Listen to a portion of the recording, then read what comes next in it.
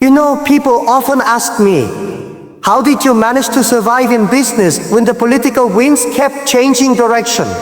I always tell them, it's like sailing.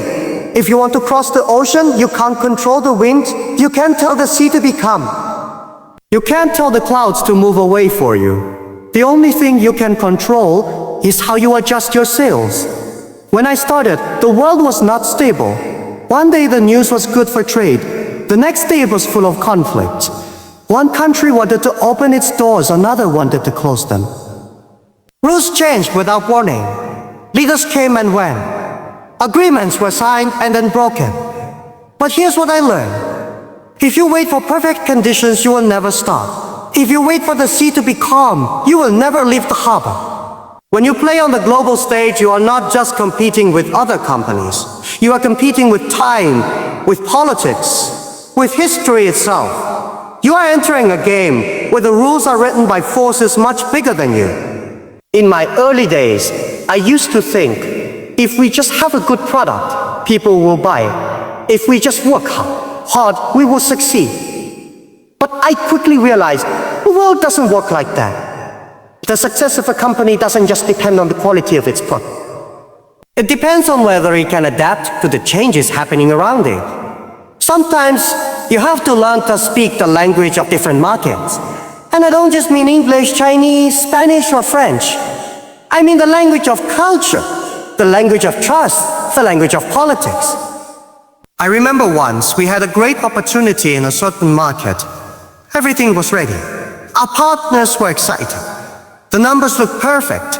And then a sudden political decision changed the entire situation overnight. We couldn't enter. It was gone. Just like that. Many people would have given up. But I asked myself, why did this happen? And what can we learn from it? I realized that success in a volatile world is not about avoiding problems. It's about building a mindset that can survive them. You see, political tensions, they are like the weather. You can't control them. Sometimes it's sunny. Sometimes it's stormy. Sometimes the wind is behind you. Sometimes it's against you. But if you are a good sailor, you don't fight the wind. You use it. If the wind pushes you in the wrong direction, you change your angle. If a storm is too strong, you find a safe place and wait. Or a trick. You don't throw away your boat because the weather is bad today. And here's something I want you to remember. Business is not just about numbers, it's about relationships. It's about trust. It's about understanding that every market has its own heartbeat. When you go to a new country, don't just look for customers. Look for friends. Because in times of tension, friends will open doors that no contract can. And when you face challenges, don't complain about the weather. Don't say, oh, it's not fair. The ocean is not fair, the wind is not fair. But they are the same for everyone. What makes the difference is how you respond. I learned to diversify, not just in products, but in markets, in partners, in strategies. If one door closes, I have 5 more that can open. If one road is blocked, I can take another, and I learn patience. Because sometimes the best move is to wait. Not every problem needs to be solved today. Some problems solve themselves when the tide changes. People think success is about speed. Sometimes yes, but often success is about timing. You can have the best ship, the best crew, the best map, but if you sail into a storm at the wrong time, you will sink. So I tell young entrepreneurs, don't just study the market, study the world, understand history, understand culture. Understand that every political move, every trade decision, every piece of international news, it can affect your journey. And most importantly, don't be afraid of uncertainty. Because uncertainty is not your enemy. Uncertainty is where the biggest opportunities hide. When others see chaos, I see patterns. When others see problems, I see possibilities. And when others are afraid to move, I move. That is how you navigate geopolitical tensions. Not by fighting the storm, but by learning to sail in it. Huh? When I look back, I realized that my real education in business didn't come from books, didn't come from classrooms, and didn't even come from the early profits we made. It came from the moments when I had to face the reality of the world, and things didn't go as planned. When you start a company, you dream about your product, your service, your team. You imagine people lining up to buy what you have. You picture yourself winning awards, getting recognized, changing the industry. But very few people imagine what happens when forces you cannot control change the game overnight. I still remember one of our first big opportunities in an overseas market. It took us months to prepare. We did the research, hired the right people, translated the website, prepared logistics, built partnerships. Everything was perfect. The night before we were about to launch, the news broke. There was a sudden political disagreement between that country and ours. Overnight, our entry became impossible. Permits were frozen. Partnerships went silent. Emails stopped coming. For a moment, I was angry. I thought, why? We worked so hard. We did everything right. But that's the point. On the global stage, doing everything right in business doesn't mean you will succeed. Because there are other players on the board, and some of those players are not companies, they're countries. And when countries move, the waves they create can sink your boat if you're not ready. That was the first time I learned something important. You cannot build a global business with only a local mindset says, if my product is good, people will buy it. A global mindset says, if my product is good, and I can adapt to different cultures, and I can survive policy changes, and I can stay valuable even in tension, then people will buy it. That is a much bigger challenge. I realized I had to change the way I thought. From that day on, I stopped asking only, how can I make my product better? I started asking, how can I make my business impossible to ignore, no matter what happens in the world? To do that, you must do three things. First, you must stand the environment. Second, you must diversify your position. Third, you must in relationships that outlast politics. Let me explain. Understanding the environment doesn't mean just reading headlines. It means watching patterns. You see, political tensions don't come out of nowhere. They are often the result of long-term disagreements, economic competition, or cultural misunderstanding. If you study history, you will see that many conflicts repeat themselves in cycles. When you know the cycle, you are not surprised. You are prepared. For example, before entering a new market, I don't just ask, how big is the market? I ask, what is the history between this country and others in the region? What are the trade agreements in place? Who are the political allies? Who are the rivals? This is not paranoia. This is preparation. Next, diversifying your position. If you build your business to depend on one country, one partner, you are like a tree with only one root. When the storm comes, it will fall. But if you have many roots in many places, you can survive, even if one is cut off. That means having multiple suppliers, multiple routes to market, multiple revenue streams. It means not falling in love with one strategy so much that you can't let it go when the world changes. And finally, investing in relationships that outlast politics. Governments may disagree. Policies may change, but trust between people can survive those changes. When I travel to a new market, I don't just meet business leaders. I meet educators, students, small entrepreneurs, community leaders. I want to understand what matters to them, what they value, what their dreams are. Because when times get tough, it's not always the contract that saves you, it's the relationship. One time, in the middle of a trade dispute, we were at risk of losing a major partnership. Our contract gave them the option to walk away. But they didn't, because we had spent years building a friendship, helping their community, investing in their people. The paperwork didn't protect us, the trust did. Now I want to be clear. Navigating geopolitical tensions is not about avoiding risk completely. If you want zero risk, don't do business. Stay home. But if you want to grow, you must learn to live with risk the same way a sailor learns to live with storms. In fact, sometimes the storm is your opportunity. When two countries stop trading with each other, a gap opens in the market. If you are smart and fast, you can fill that gap before anyone else. This is why I always say, crisis is a terrible thing to waste. I've seen companies panic and shut down at the first sign of trouble. And I've seen companies step into that same situation and grow faster than ever. The difference is mindset. Mindset is not just about positive thinking. It's about strategic thinking. Positive thinking says, this will pass. Strategic thinking says, while this is happening, here's how we can turn it to our advantage. But here is the challenge. When tensions rise, emotions rise too. Fear, anger, frustration. They make people act in ways that are not smart for business. If you can stay calm when everyone else is losing their head, you are already ahead. Calmness comes from preparation. When you have studied the environment, diversified your position, and built strong relationships, you don't panic because you have options. I remember once during a major political disagreement, many foreign companies started pulling out of a market. They saw risk and ran away. We saw risk and stayed because we knew the market. We had local partners and we had products that people truly needed. When the situation stabilized, we were one of the few left standing, and our position was stronger than ever. That is why I tell young entrepreneurs, don't just be a business person, be a navigator. A navigator doesn't only know how to steer the ship. A navigator knows how to read the stars, understand the currents, and predict the weather. When you have this skill, political tensions become less frightening.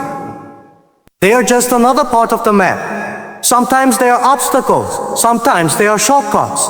So if you ask me, what is the secret to surviving in a world of uncertainty? I will tell you, don't just build a business. Build a business that can bend without breaking. A business that can pause without stopping. A business that can find opportunity even in the middle of chaos. And remember, your competitors are watching the same storm you are. The question is, who will adapt faster? Because in global business, the fastest to adapt is usually the last to fall. You know, one of the biggest mistakes I made early on was thinking that the world of business was fair. I thought, if you create something valuable, if you work hard, if you treat people well, success will naturally follow. And yes, those things matter. But in reality, the marketplace is not a level playing field. It is shaped by forces far beyond your control. Forces like trade policies, currency fluctuations, diplomatic relationships, even sudden leadership changes in a faraway country. And sometimes these forces can completely change the direction of your business overnight. I learned this the hard way. We once had a key supply chain set up in a region that had been stable for years. The costs were good, the logistics were efficient, and the quality was exactly what we needed. Then, almost without warning, a political disagreement between that region and another country triggered new tariffs. Suddenly, our costs increased by more than 25%. That might not sound like much, but in a competitive industry, that kind of increase can destroy your margins. At first, I was frustrated. We had no control over the decision. We didn't cause the problem, yet we were paying the price. But then I reminded myself, this is the reality of doing business in a connected world. You don't get to choose when political storms happen, but you can choose how to prepare for them. I asked my team to immediately look for alternative suppliers, not just in the same region, but in 3 different continents. Yes, it was more work. Yes, it cost more in the short term. But within months, we had reduced our dependency on that one region by 70%. So when the situation worsened and other companies struggled to keep their production going, we were already moving forward. This experience taught me something that I now call the 3 layers of protection. Layer 1, diversify supply and production. Never let a single political decision put your operations at risk. You build relationships in multiple markets, even if you don't plan to enter them immediately. When the climate changes, you already have a foot in the door. Layer 3, keep your company agile in decision-making. In fast-moving situations, speed is your biggest advantage. I believe too many entrepreneurs make the mistake of thinking that growth means locking in one model and scaling it bigger and bigger. But the truth is, growth without flexibility is dangerous. If the world changes and your model cannot change with it, you will collapse faster than you grew. Let me give you another example. We were preparing to expand into a market where everything looked perfect. The population was young, internet penetration was high, and consumer spending was growing rapidly. We had already built connections with local businesses, and we were days away from announcing the launch. Then, a major new law was introduced, requiring all foreign companies to store data locally and share certain information with the government. Now, for some companies, this was a deal breaker. They walked away. But I looked at it differently. I asked myself, what is the underlying message here? The message was clear. This government wanted more control over foreign business operations. If we wanted to succeed, we would need to prove that we respected their sovereignty, their rules, and their priorities. So instead of walking away, we adapted. We partnered with a trusted local firm to handle data storage. We increased transparency in our operations. And we built a direct communication line with local regulators. It took more time and resources, but it also earned us something invaluable: trust. And in that market, trust turned out to be our greatest competitive advantage. Here's the truth: navigating geopolitical tensions is not just about protecting yourself from problems. It's about reading the signals before they become problems. In business, there are always early warnings. A change in leadership, a shift in trade negotiations, a sudden rise in nationalistic rhetoric. If you are paying attention, you can prepare before the real impact hits. This is why I spend as much time reading about history, culture, and politics as I do about business trends. Because in a connected world, politics is a business trend. It shapes markets, changes customer behavior, and decides where opportunities open. Close. I often tell young entrepreneurs, you can't predict every wave, but you can study the tide. If you know the direction of the tide, you can make better decisions about when to move and when to wait. Waiting is a skill too. In the business world, people often glorify speed, launch fast, grow fast, expand fast. But I have seen companies destroy themselves because they moved too quickly into politically unstable environments without understanding the risks.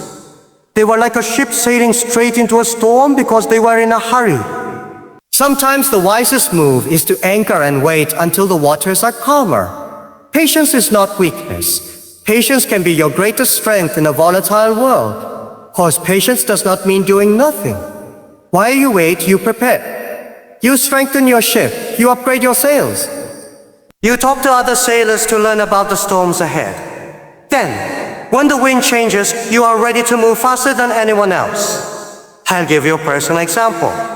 There was a market I wanted to enter for years. The potential was huge, but the political climate was unstable.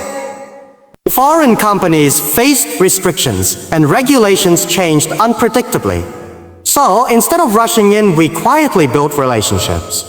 We sponsored community programs, collaborated with local startups, and studied the market inside out. Years later, when a policy shift opened the door, we were the first foreign company ready to move. While others scrambled to understand the market, we were already in position. We had the trust of the people, the knowledge of the environment, and the infrastructure to operate smoothly.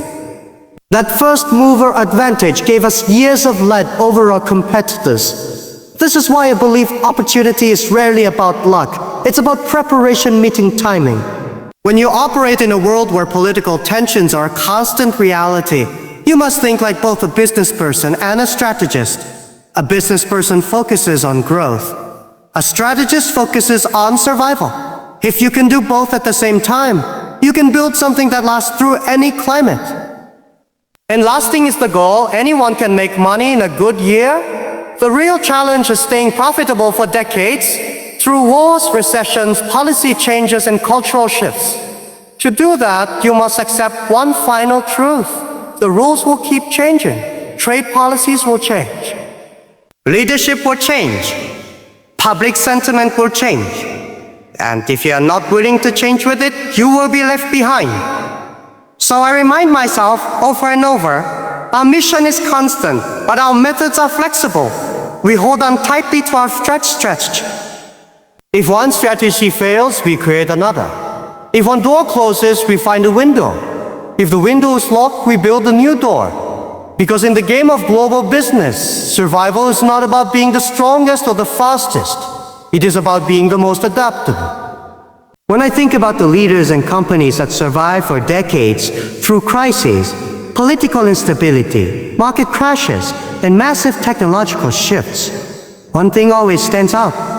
It's not their size, it's not even their resources. It's their ability to remain relevant when the world changes around them. Relevance is everything. You can be a giant today and forgotten tomorrow if you fail to adapt. I've seen it happen many times. A company dominates for years, confident in its position, convinced that nothing can shake them. Then a shift in trade policy, a new government regulation, or an unexpected diplomatic conflict changes the rules. They hesitate. They complain. They keep doing the same thing, hoping the world will go back to normal. But it doesn't, and they fall. That's why I believe the most important skill in navigating geopolitical tensions is adaptability with purpose. Without purpose, it's dangerous. You might change direction too often, chasing every new trend without staying true to your mission. But adaptability with purpose means you stay committed to why you exist, while adjusting how you operate to survive the times. Let me explain with a story. Years ago, when we were expanding internationally, one of our strongest markets faced a sudden political shift. The new administration came in with policies that favored local competitors and made it harder for foreign companies to operate. Many of our rivals saw this as the end of the road. They closed offices, pulled out investments, and left. We looked at the same situation and asked a different question. How do we still deliver value here, even under these new rules? That question changed everything. Instead of focusing on what we couldn't do anymore, we focused on what we could do. We shifted from directly competing to collaborating with local companies. We offered them our technology and platforms, letting them serve their own customers more effectively. In other words, instead of trying to win the market for ourselves, we became the infrastructure behind the local winners. This move kept us in the game, maintained our relationships, and, most importantly, kept us relevant in the eyes of the government and the people. When the political climate softened years later, we were already part of the local ecosystem. We didn't need to come back because we never left. That's what I mean by adaptability with purpose. When tensions rise, there's a natural temptation to withdraw, to protect yourself by retreating. And sometimes that's necessary. But if you retreat completely, you lose presence. And in business, losing presence is often the first step to losing relevance. Another example, there was a period when global trade between certain regions slowed dramatically because of political disputes. Many businesses in those regions simply stopped cross-border operations, waiting for the situation to improve. We took a different approach. We doubled down on cross-cultural engagement, not with governments, but with entrepreneurs, students, and communities. Why? Because even when political ties are strained, human connections can keep the door slightly open. And if you keep that door open, even just a little, it's much easier to walk through it when the time is right. Here's something I've learned: political tensions are often temporary. But the relationships you build during those times can be permanent. So instead of seeing geopolitical challenges only as barriers, I see them as filters. They test your creativity, your resilience, and your ability to create value in unconventional ways. If you pass that test, you don't just survive, you strengthen your position for the future. I remember another challenging moment. A major partner in one country was under heavy pressure from the local authorities to reduce cooperation with foreign businesses. We could have simply ended the relationship to avoid trouble, but we took the time to meet face to face, not to negotiate a contract, but to understand their concerns. We listened more than we spoke. We learned that their real fear was losing public trust in the face of national pride movements. So we worked together to design programs that directly benefited their local communities. We helped small local shops go online. We trained local youth in digital skills. and we invested in infrastructure that supported their economy. These actions didn't just protect our partnership, they made it stronger, because now we were no longer seen as an outsider taking profits away. We were seen as a partner contributing to growth. And that's the secret. When you operate in politically sensitive environments, you must become part of the solution, not part of the problem. If people believe you are here only for profit, they will not defend you when the climate turns against you. But if they see you as part of their progress, they will fight to keep you there. In the end, navigating geopolitical tensions comes down to a few principles I live by. Always know the bigger picture. Don't get lost in your own industry bubble. Follow global news. Understand where alliances are forming and where tensions are growing. The earlier you see the pattern, the more time you have to adapt. Second, balance your portfolio of markets. Never put all your energy into one country or one region. Even if it's your biggest revenue source today, tomorrow it could be your biggest risk. Third, build goodwill in every market you touch. Goodwill is like an invisible currency. It doesn't show up on your balance sheet, but it pays off when everything else is falling apart. And fourth, invisible, even when you can't operate at full capacity. Silence is dangerous in business. If people forget you, it's twice as hard to come back. I like to think of it like a lighthouse. Even during a storm, the lighthouse doesn't disappear. It keeps shining, guiding ships through the darkness. Your presence in the market should be like that. Even if you can't do everything you want, stay visible, stay valuable, and keep showing up for the people who matter. One last thought. When you navigate geopolitical tensions successfully, it does more than protect your business. It builds a reputation for resilience. And resilience is attractive to partners, to investors, and to customers. They see that you are not just here for the easy days, you are here for the long term. So, whenever the world shifts, I remind myself, this is not just a test of strategy. It's a chance to prove that we are more than a company. We are a partner, an ally, and a force for good in every market we enter. If you can do that, you don't just survive geopolitical tensions, you turn them into one of your greatest advantages. Sometimes people ask me, what's the single most important thing you do when facing global uncertainty? I tell them I prepare before the storm comes. Most businesses only start preparing after they see the clouds in the sky. But by then, it's too late to reinforce the ship. The best preparation happens when the waters are still calm, when everyone else thinks nothing could possibly go wrong. You see, geopolitical tensions rarely appear out of nowhere. They build slowly, like waves gathering strength far from shore. If you're watching closely, you can see the signs.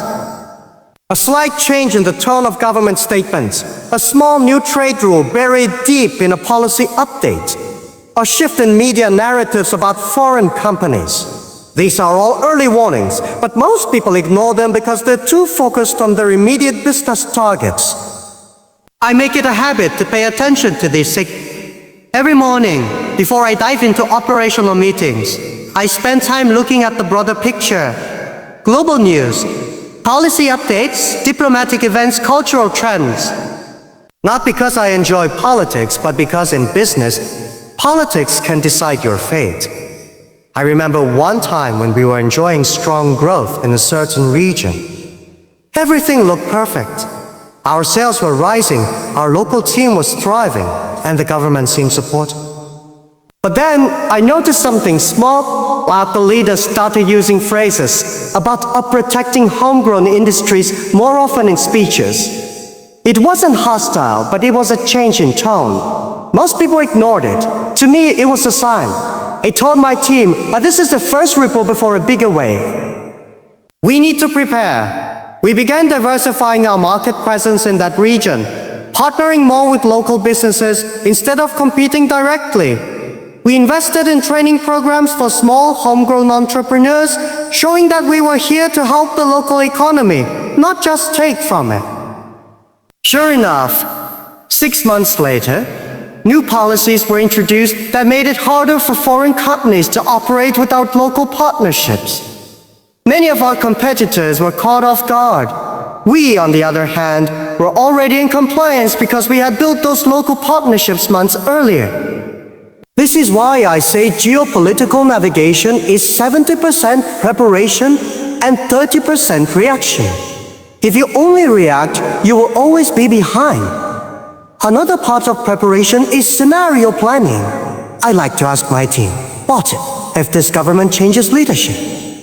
What if this country increases tariffs by 30%? What if cross-border logistics slow down for 6 months? We don't ask these questions because we expect them all to happen.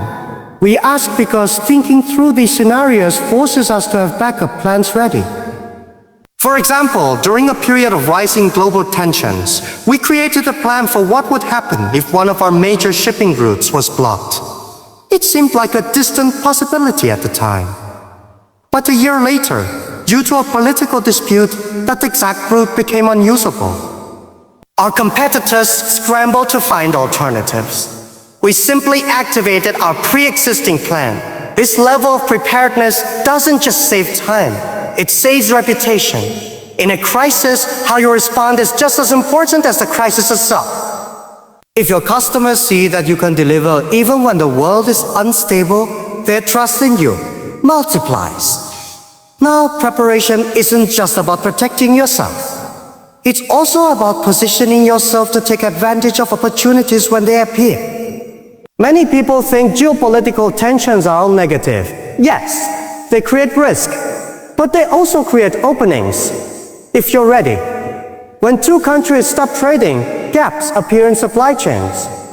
When new regulations come in, old players sometimes leave, creating space for new ones. If you've been paying attention, you can step in at the right moment. I'll give you a real example.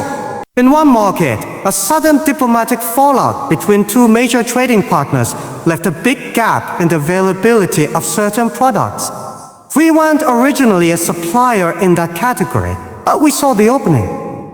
Because we already had logistics in place and relationships with local distributors, we were able to step in quickly. We became a trusted supplier in a matter of months, and that business continued to grow even after the tensions eased. This wouldn't have been possible if we hadn't prepared the foundation long before the problem arose. But let me be honest, preparation also requires humility. You must accept that no matter how good your strategy is, you can't control everything. There will always be surprises. There will always be storms you didn't see coming. This is why I believe in building resilience, not just into the business model, but into the mindset of the entire team. When the environment changes suddenly, fear spreads fast inside a company.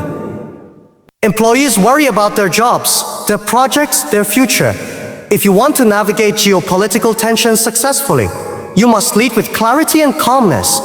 I make it a point to communicate openly with my team when uncertainty rises. I tell them, yes, the situation is changing. Yes, there is risk.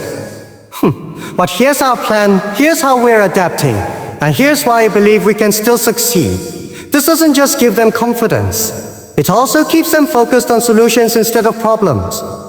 A company united in mindset is far stronger in a crisis than one where everyone is acting out of fear.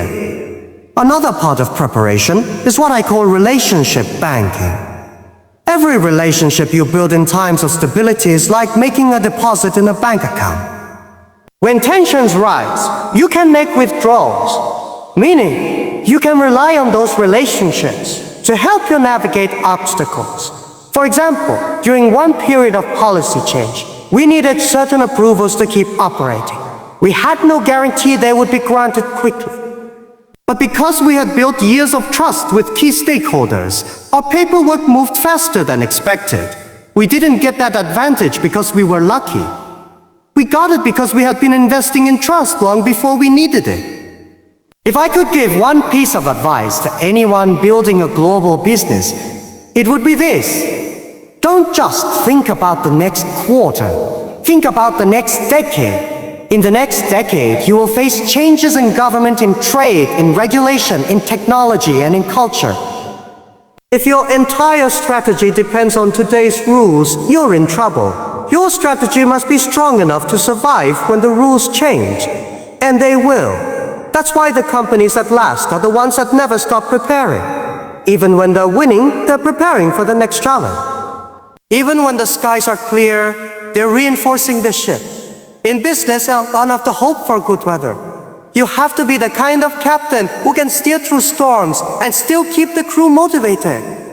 And when you prepare well, something amazing happens. Geopolitical tensions stop being something you fear and start becoming something you can use. Because in a world where uncertainty is normal, the prepared are the ones who shape the outcome. One of the hardest lessons I learned in navigating geopolitical tensions is that not everyone will like you. No matter how ethical, fair, or collaborative you are. I used to believe that if you simply respected local laws, contributed to the economy, and treated people well, you could avoid becoming a target of political shit. It's a comforting thought, but it's also naive.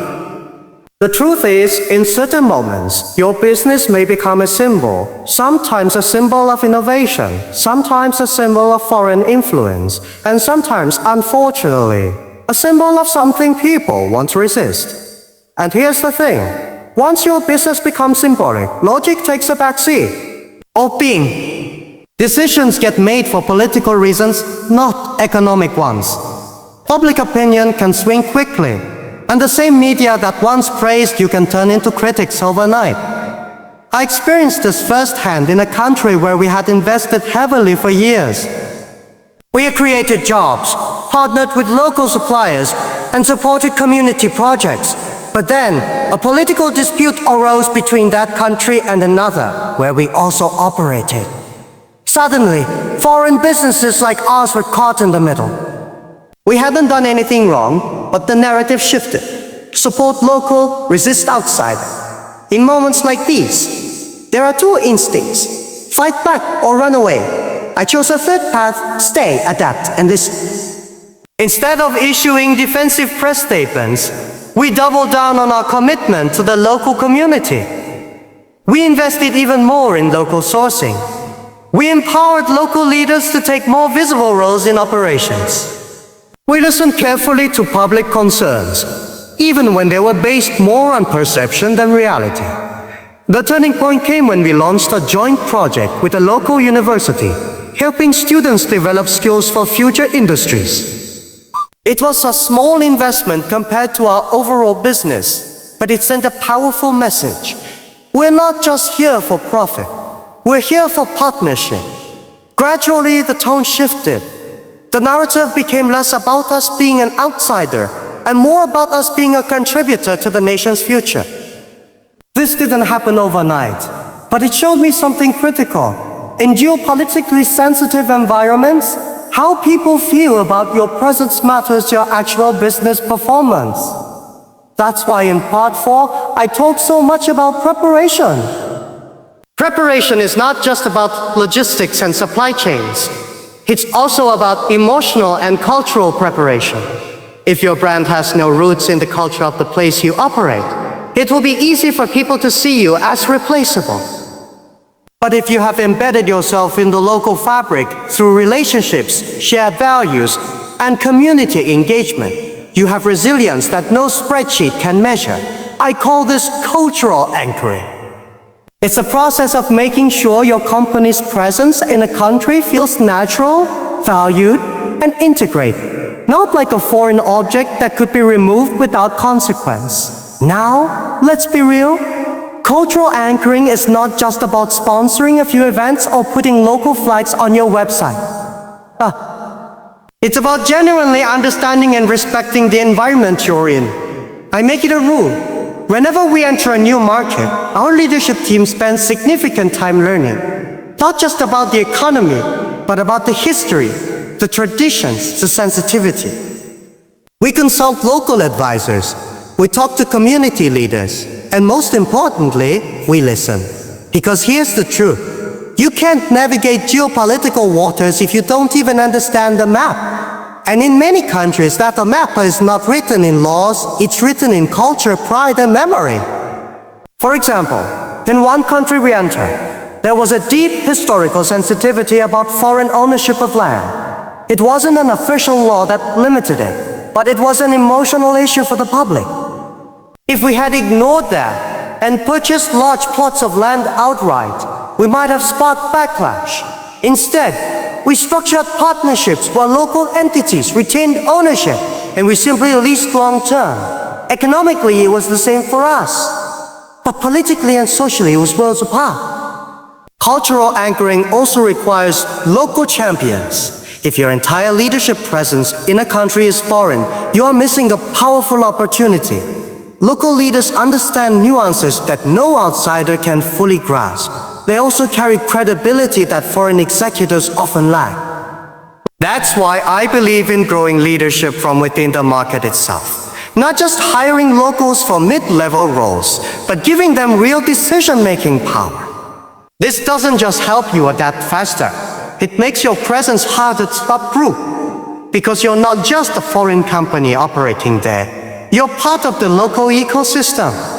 Now, some of you might be thinking, that sounds like a lot of work just to protect yourself from possible backlash. Yes, it is. Let's think of it like insurance. You don't buy insurance because you hope your house burns down. You buy it because you know it might. Cultural anchoring is insurance for your reputation and your license to operate. And when the geopolitical winds shift, which they always do, your survival might depend less on your balance sheet and more on how deeply you're trusted. Another lesson I've learned is that narrative management is as important as operational management. If you don't tell your own story, someone else will tell it for you. And they may not tell it kindly. In times of tension, people will fill in gaps with their own assumptions. If they don't know your intentions, they'll guess them. And those guesses often lean towards suspicion. That's why I make transparency a core part of our strategy. We regularly share what we're doing, why we're doing it, and how it benefits not just us, but the communities we serve. We do this through media, community events, and even informal conversations with stakeholders. When people know your story, they are less likely to believe a false one. But let me make something very clear. Transparency doesn't mean weakness. Sometimes you will still be targeted, no matter how clear and fair you are. That's when you need a balance between being open and being firm. But I've had to politely, but firmly, push back when narratives about our company were misleading. Not with anger, but with facts and clarity. If you avoid every conflict, you signal that you can be pushed around. If you fight every conflict aggressively, you create unnecessary enemy. The art lies in choosing your battles wisely and handling them with a mix of diplomacy and resolve. The final piece of this lesson is knowing when to pivot. Sometimes, no matter how prepared, anchored, and respected you are, the geopolitical environment becomes unsustainable for your business model. When that happens, pride can be dangerous. I've seen companies stay in markets far too long because they didn't want to admit defeat. They poured more and more resources into a losing battle, hoping things would turn around.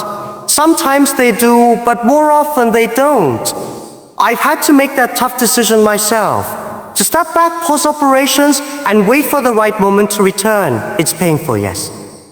But it's also an act of strength, not weakness. Because in geopolitics, survival is often about conserving your resources for the battles you can win. So to sum up this part, 1. Not everyone will like you, and that's okay. 2. Cultural anchoring is critical. Embed your presence in the local fabric. 3. Local champions matter. Empower leaders from within the market. 4. Manage your narrative. 4. 5. Know when to pivot. Pride is expensive. Adaptability is priceless. If you master these, you won't just survive geopolitical tensions. You'll sometimes thrive because of them. Because while others are panicking, you'll already have the relationships, the trust, and the strategies in place to move forward. And in a world where uncertainty is the only constant, that's your greatest advantage. When people look at global business, they often focus on the visible parts, the products, the profits, the headlines. But I have learned that what truly determines survival during geopolitical tensions is not always visible. It's in the unseen layers. The trust you've built over years, the respect you earned quietly, and the values you refuse to compromise on even under pressure. Let me share something important. Every time political storms hit, there's a temptation to panic. Markets drop, investors call, media runs dramatic stories, and people around you start saying, "This is the end." But the moment you let panic lead your decisions, you stop being strategic. And when you stop being strategic, you give away your future without a fight. I faced moments where everything seemed uncertain. Relationships with key markets under strain, government policies shifting overnight, new rules coming in that made existing plans obsolete. It's easy in those moments to ask, why me? Why now? But that's the wrong question. The real question is, how do I lead through this so that when the storm passes, we are stronger than before? The answer, I have found, always comes back to principles. Principles are like the deep roots of a tree. Storms can bend your branches, tear off your leaves, even break smaller limbs. But if your roots are deep and strong, you will still be standing when the wind stops. One principle I will never compromise on is integrity. In geopolitics, there will always be offers, shortcuts, and opportunities to play the game in a way that seems to give you an advantage. But here's the truth, the world is watching and reputations in global business are fragile. If you take the wrong shortcut in one market, the consequences can follow you to every other market. Trust is hard to build and easy to destroy. Another principle is long-term thinking. Geopolitical tensions, like storms, don't last forever. They may seem endless when you're in the middle of them, but history shows us that markets reopen, alliances shift again, and opportunities return. The question is, will you still be in position to take advantage of them when that happens? I've seen companies pull out completely from a market because of short-term fear. They save some money in the moment, but when the situation improves, they are starting from zero again. Meanwhile, the companies that stayed, even in a smaller way, are ready to grow instantly because they never left. That's why one of my strategies is maintaining a minimal but meaningful presence during times of uncertainty. Even if operations are scaled back, I make sure the relationships, the goodwill, and the brand visibility remain. It's like keeping a pilot light on in a stove. It's small, but it means you can reignite the flame instantly when the conditions are right. Let me tell you about a situation that tested this. We had a region where political tensions made it impossible to do business at our usual scale. Many advised me to close everything, cut losses, and focus elsewhere. But instead, we chose to keep a small local team, support a few community projects, and maintain our role in local training programs. We weren't making much profit there during that period, but we were making something more important: friends. We were showing the local people that we were still committed to them, even when times were hard. Years later, when the market opened again, we didn't have to win back trust. It was already there, and our growth there afterward was faster than anyone expected.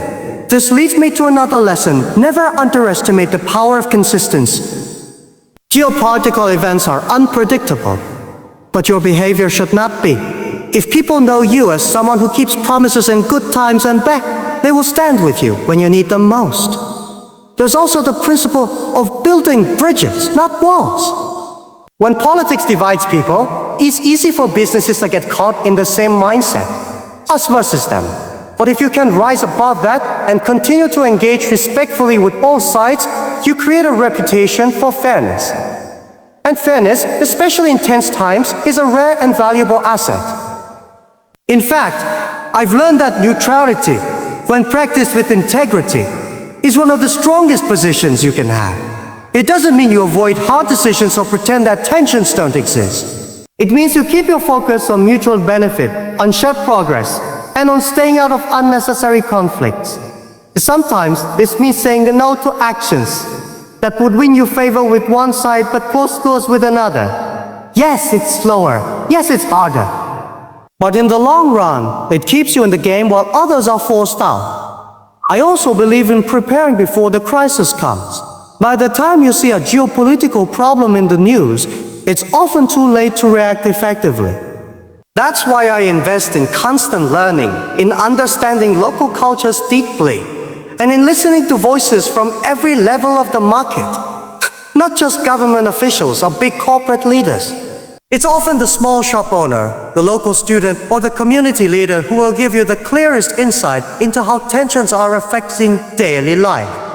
This local insight is gold. Because while governments negotiate at the table, it's the ordinary people who decide whether your presence is welcome or not. And if they welcome you, there's a much greater chance you will survive any political shift. Lastly, I want to talk about patience. In our world today, everything moves fast. Markets rise and fall in hours. Social media can change a company's reputation in minutes. And yet, geopolitical recovery often moves at the speed of trust, which is slow. If you're impatient, you'll push too hard, too soon, and damage the very relationships you're trying to preserve. I've learned to see tense periods not as wasted time, but as investment time. This is when you strengthen your team skills, deepen relationships, improve efficiency, and prepare for the moment when opportunities return. It's like a farmer during winter. No harvest, but there is still work to be done so that spring can bring a stronger crop. In the end, navigating geopolitical tensions isn't about avoiding all losses or escaping all risks. It's about enduring without losing your foundation, so that when the environment changes, you can grow again, faster, stronger, and wiser. And here's the truth. If you lead with integrity, think long-term, keep relationships alive, and act with patience, you don't just survive these storms. You earn a kind of respect that no market fluctuation can take away. That respect becomes your most powerful advantage. Because long after the headlines fade, people will remember who stood by them when times were hard. So here's what I want you to take away from everything I've shared with you. The world will always have uncertainty. Geopolitical tensions will rise and fall. Markets will boom and crash. Policies will shift without warning. But through all of it, there is one thing that will never go out of style. Strong leadership built on unshakable principles. I've learned that real power in business isn't in the money you make during good times, but in the reputation you keep during bad times. It's in the relationships you protect, the values you refuse to compromise on, and the ability to adapt without losing your identity. I want you to remember this. The storm is never the end of the story. If you stay rooted in integrity, if you think beyond today, if you keep showing up consistently, even in small ways, then when the sky is clear, you won't just be standing, you'll be ready to run. We live in a time when people are quick to cut ties, quick to retreat, and quick to chase the next short-term advantage. But if you choose the harder path, patience, presence, and long-term vision, you set yourself apart in a way that no competitor can easily match. So the next time you feel pressure from the headlines, the markets, or the politics of the moment, I want you to ask yourself this question. Am I making this decision for today, or am I making it for the next 10 years? If you lead with that mindset, if you treat every challenge as a chance to deepen trust rather than just protect profits, then you won't just survive global tensions. You'll emerge as the leader others look to when the world feels uncertain. Because at the end of the day, business is about people, and people remember who stood by them when it mattered most. That is your real legacy. And that is how you lead through the calm and through the storm.